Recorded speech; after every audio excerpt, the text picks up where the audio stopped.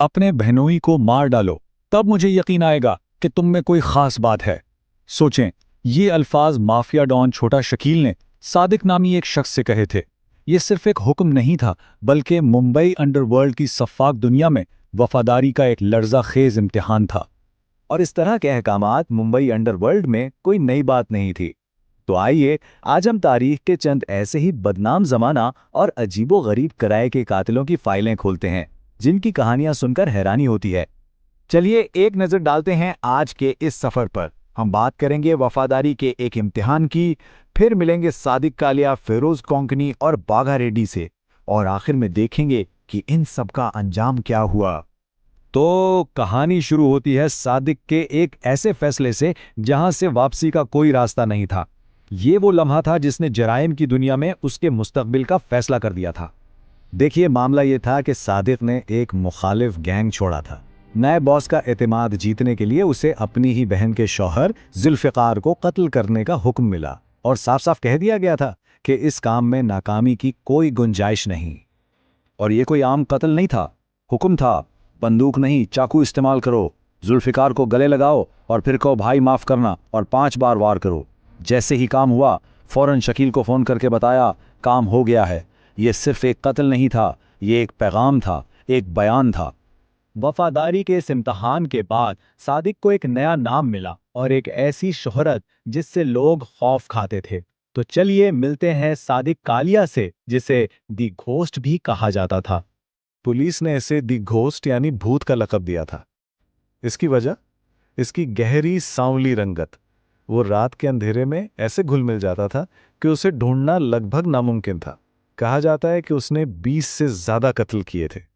उसका एक पार्टनर था सलीम चिकना, जो मोटरसाइकिल चलाने में माहिर था।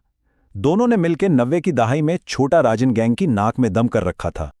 लेकिन हर कहानी में एक मोड़ आता है। उन्हें सियासतदान अरुण गावली को मारने का काम मिला, जो नाकाम हो गया। गावली को पहले ही खबर मिल गई और इस नाकामी ने पुलिस को इनके पीछे लगा दिया। और फिर 12 दिसंबर 1997 को सादिक कालिया का सफर खत्म हुआ, लेकिन किसी सुनसान गली में नहीं, बल्कि फूलों की एक मार्केट में, जहां हर तरफ लोग थे। पुलिस ने उसे घेर लिया। सोचने वाली बात है, एक कातिल का अंजाम ऐसी जगह हुआ जहां लोग जिंदगी की खुशियां मनाने आते हैं। सादिक कालिया की कहानी तो खत्म हुई। चलिए अब फाइल खोलते हैं एक और हिटमैन की। एक ऐसा शख्स जो अपने दिलकश अंदाज, राब्तों और हाँ, अपनी अजीबो-गरीब जालमाना हरकतों के लिए मशहूर था। इसका नाम था फिरोज कोंकणी, लेकिन लोग उसे द डार्लिंग कहते थे। वो हाई प्रोफाइल कत्ल करता था और उसने 21 कत्ल कबूल किए। वो इतना पुरअसरार था कि पुलिस के एक टॉप ऑफिसर को उसका नाम जानने के लिए आंखों पर पट्टी बांधकर एक मुखबिर के पास जाना पड़ा था। अंदाजा लगाएं इसकी अहमियत का। लेकिन डार्लिंग नाम पर मत जाएं। इसके अंदर की वहशत का अंदाजा इस बात से लगाएं, जेल के एक गार्ड ने बताया था कि वो अपने सेल में चूंटियां पकड़ता था, एक एक करके उनकी टांगें तोड़ता था और फिर उन्हें तड़पता हुआ देखता था। ये था असली फिरोज कोंकणी। ऐसे शातिर शख्स को पकड़ना भी आसान नहीं था। पुलिस ने पूरा जाल बिछाया। पता चला कि वो बेंगलोर के ब्लू डायमंड होटल में है। एक मंसूबा नाकाम हुआ तो दूसरा बनाया गया। एक पुलिस ऑफिसर को रूम सर्विस का वेटर बनाया गया, खाने की ट्रॉली में रिवॉल्वर छुपाया गया और फिर गन पॉइंट पर उसे गिरफ्तार कर लिया। बिल्कुल फिल्मी मंजर। फिरोज कोंकणी की कहानी भी अजीब थी, लेकिन अब जिसकी बात हम करने वाले हैं, उसकी कहानी में तशद्दुद और अजीबो-गरीब हरकतों का एक अनोखा इम्तिजाज है। ये था बागा रेड्डी उर्फ द ब्लड ड्रिंकर। और ये नाम सिर्फ नाम नहीं था। जब पुलिस ने उसे पकड़ा तो उसने कुछ भी बोलने से इनकार कर दिया। उसने एक शर्त रखी कि इसे उसका पसंदीदा मशरूब ला कर दिया जाए। अब ये पसंदीदा मशरूब क्या था?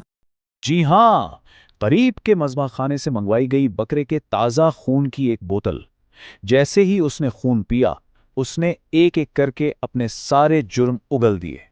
और बागा रेड्डी की शख्सियत तज़ाद से भरी हुई थी। एक तरफ वो इंतहाई मुतासिब था जो सिर्फ गैर हिंदुओं को निशाना बनाता था, लेकिन दूसरी तरफ उसे एक मुसलमान लड़की शहनाज से ऐसी मोहब्बत हुई कि उससे शादी करने के लिए उसने इस्लाम कबूल कर लिया। नफरत करने वाला आशिक बन गया। इसकी कहानी में और भी अजीब बातें हैं। इसने छोटा राजन को एक साथ दर्जन भर लोगों से लड़कर मुतासिर किया था। इस्लाम कबूल करने के बाद उसने अपना नाम बागा रेड्डी से अजीज रेड्डी रख लिया। और सबसे अजीब बात, वो अगवा के बाद तावान चेक से लेता था। कौन करता है ऐसा? तो सादिक हो, कोंकणी हो या बागा रेड्डी, सबके तरीके अलग थे, आदतें अजीब थीं, लेकिन मंजिल मंजिल सबकी एक ही थी। इस अंजाम को ठीक से समझने के लिए एक और नाम का जिक्र जरूरी है, मोहम्मद हुसैन शेख, जिसे जराइम की दुनिया उस्तरा यानी रेजर के नाम से जानती थी। स्क्रीन पर जो नंबर है 27, ये उस्तरा से जुड़ा है। उस्तरा जो सिर्फ 3 सेकंड में पिस्तौल जोड़ लेता था, उसे उसकी अपनी माशूका ने धोखा दिया। 1998 में दुश्मनों ने उसे घेर कर मार डाला। और ये 27 उसके जिस्म में पाई जाने वाली गोलियों की तादाद थी। इससे साबित होता है कि कोई कितना ही माहिर क्यों ना हो, इस दुनिया में अंजाम हमेशा तेज, बेरहम और हतमी होता है। और ये टाइमलाइन इस पूरी कहानी का निचोड़ है। 1997 सादिक कालिया पुलिस शूटआउट में मारा गया। 1998 उस्तरा दुश्मनों के हाथों कत्ल हुआ। 2003 फिरोज कोंकणी को उसके अपने ही गैंग ने मार डाला। और 2008 बाघा रेड्डी पुलिस एनकाउंटर में खत्म। जितनी भी शोहरत कमाई, आखिर में कोई भी इस दुनिया में जिंदा नहीं बचा जिसे उन्होंने खुद बनाया।